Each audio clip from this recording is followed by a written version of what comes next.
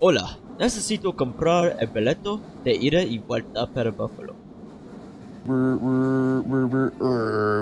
Gracias por el billete, señor kiosco. Parece que Connor ve una rata de New York. Mierda, eso es una rata grande. Espero que no haya una rata grande como esa en la estación de ferrocarril. Todos a bordo.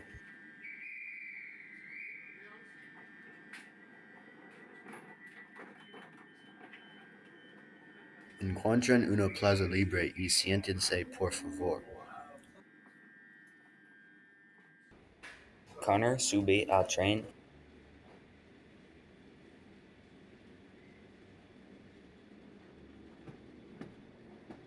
Este asiento está equipado, señor. No, el asiento no está equipado. Bueno.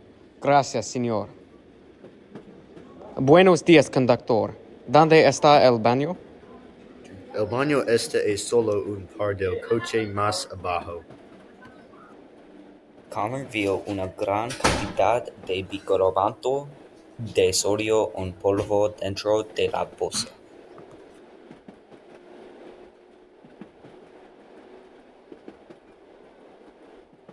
Uy, ¿eres el conductor? Hay una bolsa extraña en el compartimento.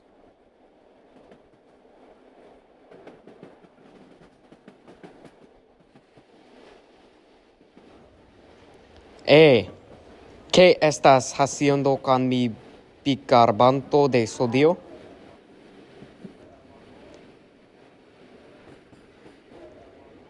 La corté la garganta. ¿Te sabes del cartel, Tyler? Ah, mierda.